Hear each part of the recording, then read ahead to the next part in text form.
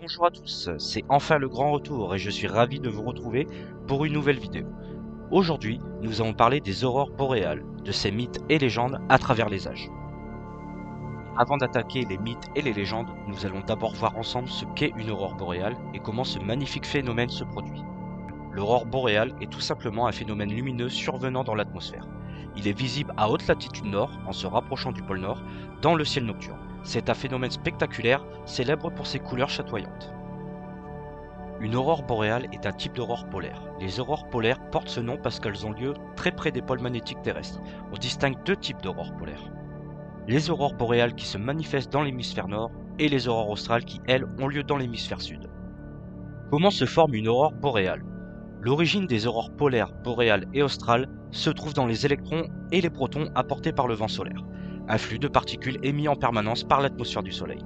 Environ 10% de ces particules qui arrivent en face de la Terre se mettent à tourner autour d'elle, formant ce que l'on nomme un anneau de courant, comme une sorte de bouée entourant la Terre. Les particules sont guidées vers les pôles magnétiques nord et sud de la Terre et se regroupent dans des ovales auroraux. Les particules chargées entrent en collision avec les gaz se trouvant dans la haute atmosphère terrestre. Ces collisions ont lieu avec notre bouclier invisible formé par le champ magnétique. Les électrons vibrent et tournent lors de ces impacts. L'énergie libérée par ces chocs provoque de minuscules éclats lumineux. Le ciel se part de voiles colorés, donnant l'impression d'une danse de l'aurore dans le ciel. Le cycle solaire peut avoir un effet sur les aurores polaires. Plus le soleil est actif, plus les aurores sont spectaculaires. L'ovale situé au-dessus du pôle Nord peut même s'étendre davantage vers le sud. Le prochain maximum de l'activité solaire est attendu en 2025 et l'étoile éjecte déjà de puissantes éruptions. On peut donc espérer d'autres aurores particulièrement belles ces prochaines années. Maintenant, nous allons nous pencher sur les couleurs des aurores boréales. Les aurores boréales prennent des couleurs multiples et souvent féeriques. Ces teintes dépendent de plusieurs paramètres. 1. La composition des gaz dans l'atmosphère de la Terre. 2. L'altitude des aurores. 3. La densité de l'atmosphère. Et 4. La quantité d'énergie. En fonction des molécules concernées et des altitudes auxquelles surviennent les collisions de particules chargées avec l'atmosphère, on admire diverses couleurs, certaines étant plus difficiles à observer comme le bleu et le mauve. Observons ce tableau ensemble. Rose et rouge foncé composé d'azote, 100 km d'altitude. Vert composé d'oxygène entre 100 et 300 km d'altitude. Rouge toujours composé d'oxygène entre 300 et 400 km d'altitude. Et enfin, bleu et mauve composé d'hydrogène et d'hélium, 500 km d'altitude. Il est possible de voir des aurores boréales jusqu'en France, ça s'est produit le 26 et 27 février dernier. Néanmoins, les aurores polaires sont un spectacle très rare dans notre pays. En général, il faut entreprendre un voyage pour espérer en voir, en s'approchant davantage des pôles de notre planète. Il n'est pas nécessaire d'avoir un télescope pour voir une aurore boréale. Mais bon, faut quand même être motivé, hein. Plus on est proche du pôle nord magnétique, plus on a de chances d'en admirer. Parmi les destinations les plus proches de la France pour espérer en voir, on trouve la Norvège, la Suède, la Finlande et l'Islande. Si vous voyagez plus loin, il est aussi possible de contempler des aurores boréales en Amérique du Nord, au Canada et en Alaska. Tout ceci demande quand même un peu de courage vu qu'il fait froid. Couvrez-vous bien avant de chasser l'aurore polaire. L'observation des aurores se fait plusieurs heures après le coucher du soleil avec un ciel dégagé. Privilégiez un lieu sans pollution lumineuse. Il est recommandé de vérifier la météo avant de se lancer dans cette observation, car les nuages et la pluie sont des obstacles pour voir les aurores. La luminosité de la lune aussi peut vous gêner. Laissez votre regard aller partout, ne fixez surtout pas la direction du nord, car les aurores peuvent se produire n'importe où dans le ciel. Les astronautes de la Station spatiale internationale ont une vue privilégiée sur les aurores polaires. Ils évoluent à la même altitude que ces phénomènes, ils peuvent de ce fait les voir depuis le côté. Contrairement à ce qu'on pourrait penser, le changement climatique n'est pas appliqué dans les variations d'intensité des aurores boréales. Car, rappelons-le, ce phénomène est expliqué par la présence de particules du vent solaire entrant en collision avec l'atmosphère de la Terre. Or, les couches de l'atmosphère concernées par les aurores sont bien plus hautes que celles affectées par le changement climatique. Nous allons donc maintenant passer à la partie mythes et légendes. Il n'est pas étonnant que les aurores boréales aient influé le folklore et les histoires à travers les âges. Imaginez, regardez des lumières vertes, rouges et violettes qui s'agitent dans le ciel. Captivant, à coup sûr. Effrayant? Parfois. Aujourd'hui, la science nous permet d'expliquer ces phénomènes, mais à l'époque, les gens y voyaient toutes sortes de choses, allant de ponts vers l'au-delà à de dangereux monstres ou encore des signes avant-coureurs. Les aurores boréales ont inspiré certains des récits les plus poignants de la mythologie nordique. Les Vikings célébraient ces lumières, les prenant pour des manifestations terrestres de leur dieu. D'autres peuples les craignaient, racontant des histoires avertissant de leur danger et développant des superstitions et des rites pour s'en protéger. Ces mythes et ces légendes proviennent des pays scandinaves d'Europe et d'Atlantique Nord. Odin, le plus grand des dieux et souverain d'Asgard, était vénéré par tous les Vikings. Ils pensaient que ce dieu vivait au Valhalla, d'où il menait ses préparatifs pour le Ragnarok, qui est une série d'événements qui précipiterait la fin des dieux et marquerait le début du nouvel ère pour le monde. Dans les légendes vikings, le Ragnarok était prophétique, inévitable, et devait être la plus grande bataille qu'ait jamais menée Odin. Il aurait donc besoin, à ses côtés, des plus grands guerriers qui soient. Au terme de chaque bataille, sur la Terre, Odin choisissait les guerriers qui devaient mourir pour le rejoindre au Valhalla. Les Valkyries, des vierges guerrières à cheval, portant armure, lance et bouclier, étaient chargées de mener les guerriers désignés par Odin jusqu'au Valhalla.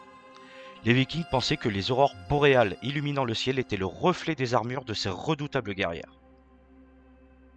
Dans certaines légendes, les aurores sont décrites comme l'ultime souffle de braves soldats morts épée à la main. Dans d'autres, les aurores sont assimilées au Bifrost, le scintillon pont en arc-en-ciel qui menait les guerriers tombés au combat jusqu'à leur dernière demeure, le Valhalla.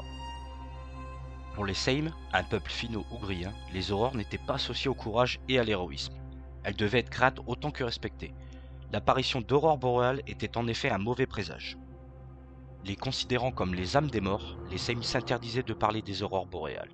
Il était également dangereux de les provoquer en faisant des gestes, en sifflant ou en chantant quand elles se déployaient dans le ciel, car alors les aurores pourraient remarquer votre présence. Si leur attention se tournait vers vous, elles pourraient descendre et vous emporter dans le ciel. Une autre interprétation un peu plus sinistre affirme que les aurores pouvaient vous trancher la tête en un instant. Même aujourd'hui, nombreux sont les Seim qui iraient chez eux lors de l'apparition d'aurores boréales par précaution. En Finlande, les aurores boréales sont appelées Revontulets. Je ne suis pas sûr de l'accent, en revanche je suis sûr de la traduction, qui signifie renard de feu. Ce nom trouve son origine dans le fabuleux mythe qui disait que les renards arctiques produisaient les aurores. Ces renards de feu couraient dans le ciel à une vitesse telle que la fourrure de leur grande queue, en frottant les montagnes environnantes, déclenchait des étincelles illuminant la nuit. Une autre version de cette histoire racontait que les renards de feu, lancés dans leur course folle, projetaient dans le ciel, avec leur queue, la neige qui était déposée sur le sol. Les flocons, en retombant, reflétaient la lumière de la lune et donnaient vie aux aurores boréales. Cette version a l'avantage d'expliquer pourquoi les aurores ne sont visibles qu'en hiver, les mois d'été ne voyant aucune chute de neige. Ces histoires complexes sont loin d'être les seules à avoir vu le jour dans les sociétés nordiques. Dans le folklore irlandais, il est dit que les aurores soulageaient la douleur de l'enfantement, mais que les femmes enceintes ne devaient jamais les regarder directement, sans quoi leur enfant naîtra avec les yeux qui louchent. Au Groenland, un mythe à la fois doux et amer expliquait que les aurores étaient l'esprit des enfants morts en couche, dansant dans le ciel, alors qu'en Norvège, on y voyait plutôt les âmes des vieilles filles dansant au paradis et saluant tous ceux restés en bas.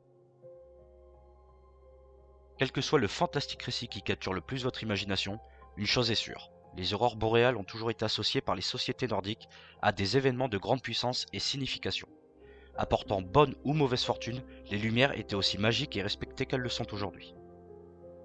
La plupart des légendes entourant les aurores boréales chez le peuple nord-américain reflètent la croyance que les lumières étaient les âmes des ancêtres disparus. Pour d'autres, les lumières étaient les esprits des animaux tués lors de la chasse. Mais toutes les légendes amérindiennes ne dépeignent pas les aurores boréales sous un jour aussi favorable. Certaines histoires amérindiennes décrivent les aurores boréales comme des torches tenues par les esprits chargés d'accompagner les morts à travers l'abîme menant à une terre de lumière et d'abondance. Pour communiquer avec les hommes sur Terre, ils pensaient que les aurores émettaient un son semblable à un sifflement, auquel il leur fallait répondre en chuchotant. Les tribus esquimaudes pensaient pouvoir invoquer les aurores pour converser avec les membres de leur famille décédés. Les Indiens Cris croyaient au cercle de vie. Ils croyaient également que les lumières étaient un moyen de communiquer avec leurs ancêtres, et, quand les chiens aboyaient en voyant les lumières, c'était parce qu'ils reconnaissaient leurs compagnons perdus. Au Canada et au nord du Michigan, les tribus des Algonquins croyaient que le créateur de la Terre, Nanabozo, s'était rendu loin au nord et avait allumé un gigantesque feu. L'aurore était le reflet de ce feu, créé pour faire savoir à son peuple que, malgré la distance, il continuait de penser à eux. Dans le Wisconsin, les Indiens Menominee y voyaient des géants bienveillants pêchant en pleine nuit, et croyaient que ces lumières étaient créées par les torches qu'ils avaient emmenées pour s'éclairer. Mais toutes les communautés nord-américaines n'étaient pas rassurées par l'apparition d'aurores boréales, et pour bon nombre d'entre elles, elles constituaient un mauvais présage. Dans la baie d'Hudson, au Canada, ils pensaient que ces lumières étaient les lanternes de démons chassant les âmes perdues. Pour les Indiens Fox, dans le Wisconsin, Les aurores boréales étaient les esprits de leur ennemi vaincu, errant sans repos et cherchant à revenir de parmi les morts pour assouvir leur soif de vengeance. Elles étaient présages de guerre et de maladie. En Alaska, les communautés inuites craignaient elles aussi ces lumières et portaient des couteaux pour se protéger des esprits malins de l'aurore. Au cours de l'histoire, de nombreuses aurores boréales ont été aperçues en Europe, alimentant les légendes et l'imaginaire collectif. Lorsque les aurores boréales apparaissent au sud en Europe, elles prennent souvent une teinte rougeâtre. On comprend dès lors facilement pourquoi en Europe continentale, leurs panaches rouges et dansants ont souvent suscité la frayeur. L'apparition de ces lumières pourpres et inquiétantes dans le ciel était pour beaucoup annonciatrice de guerre ou d'autres calamités. Par exemple, à la fin du XVIIIe siècle, la Révolution française marqua le début d'une période de troubles et d'affrontements dans le pays. Quelques semaines avant que la monarchie ne soit renversée, une aurore d'un rouge vif fut aperçue en Angleterre et en Écosse, et les témoins assurèrent avoir entendu d'immenses armées s'affronter dans les cieux. De nombreux observateurs furent convaincus que cet événement était annonciateur de guerre et de mort. En Écosse, les aurores étaient appelés les joyeux danseurs. Mais malgré l'apparente gaieté du nom, ces danseurs étaient des anges déchus ou des guerriers des cieux menant un combat titanesque. Dans les Hébrides, les Bloodstones sont très répandus. Ces superbes héliotropes verts sont tachetés de rouge. Les Écossais pensaient que ces reflets pourpres étaient des gouttes de sang tombées du ciel sur la roche durant cet affrontement céleste. Mais les aurores n'étaient pas considérées par tous comme annonciatrices de malheur. De nombreuses cultures du nord de l'Europe les voyaient comme un signe favorable. Les Estoniens pensaient que les aurores étaient des luges magiques, amenant les invités à assister à un mariage sans pareil au paradis. Souvent, les mythes tentaient de trouver une origine animale ou naturelle aux lumières. Un mythe nous raconte que les aurores apparaissent quand les baleines jouent ensemble dans les vagues. Les Danois, eux, pensaient qu'elles étaient causées par des cygnes se lançant entre eux le défi de voler le plus au nord possible. D'après cette légende, certains cygnes furent pris dans la glace, et en tentant de s'échapper, firent battre leurs ailes si puissamment que des gerbes de lumière emplirent le ciel. Les pêcheurs suédois se réjouissaient en apercevant une aurore, car ils y voyaient le reflet gigantesque de bancs de harengs à proximité. Pour eux, les aurores étaient signes de bonne fortune et la promesse d'une bonne pêche. Dans la mythologie gréco-romaine, Aurore est la personnification du lever du jour, sœur du soleil et de la lune. Les anciens grecs et romains croyaient que, chaque jour, Aurore parcourait le ciel dans son chariot pour prévenir son frère et sa sœur de l'arrivée d'un nouveau jour. En observant les aurores boréales emplir le ciel, il est facile d'imaginer comment cette histoire a vu le jour. Comme nous venons de le voir ensemble, longtemps avant que la science n'ait percé le mystère des aurores boréales, l'homme inventa des histoires pour expliquer leur origine. Nous arrivons au terme de cette vidéo. J'espère que celle-ci vous aura plu, et si c'est le cas, n'oubliez surtout pas de mettre le pouce bleu pour le référencement. Et bien sûr de vous abonner à la chaîne, et de partager cette vidéo à vos amis sur vos réseaux sociaux. Sur ce, je vous dis à très bientôt pour une prochaine vidéo.